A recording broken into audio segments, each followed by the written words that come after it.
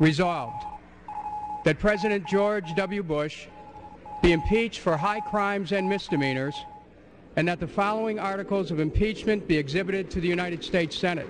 Earlier this month, Democratic Congressman Dennis Kucinich filed 35 articles of impeachment against President Bush. The facts on which the charges are based are well established. Yet virtually no one believes there's going to be an actual investigation because the party that controls Congress, Kucinich's party, has decided it doesn't want one. Welcome to Collateral. Will the House come to order? The form of the resolution is as follows. The House is not in order. Let's impeach the president for lying and misleading. Please proceed.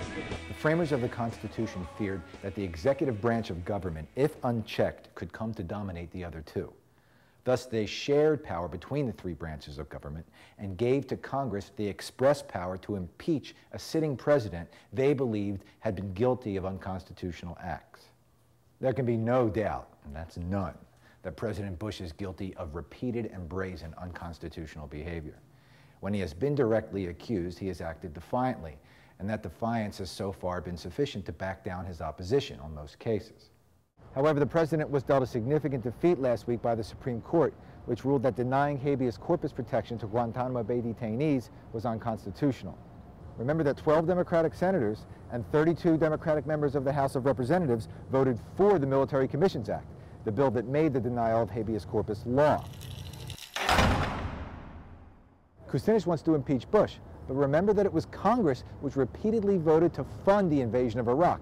An invasion, by the way, which despite being flatly illegal, was also rife with political and financial corruption from the start.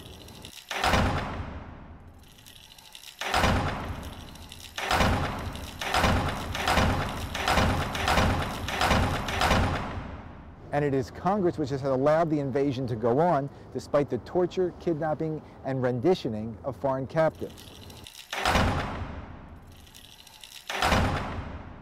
Furthermore, it was a complicit Democratic Congress that voted to give retroactive immunity to telecom companies that assisted the executive branch in illegally spying inside the U.S. Democratic Speaker of the House Nancy Pelosi knew about Bush's illegal warrantless wiretapping before 9/11 and kept silent about it. Please proceed. Finally, when President Bush repeatedly and brazenly obstructed the 9/11 investigation, the Democratic leadership in Congress let him. What all this means is that an honest and thorough investigation of Kucinich's charges would not only result in the impeachment of the president, but it would also put the Democratic leaders in Congress squarely in the line of fire. That's why the impeachment won't go forward. Some will question Kucinich's timing. Why now, Mr. Kucinich, they'll ask, when most of the reasons for impeachment you listed were known 2 years ago?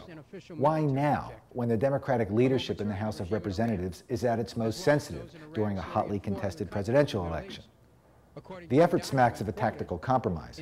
Kucinich gets to play the principal politician, while his party leadership can argue that it's impractical to start an impeachment process so close to an important election. And of course, once November's come and gone, impeachment becomes a moot point to most.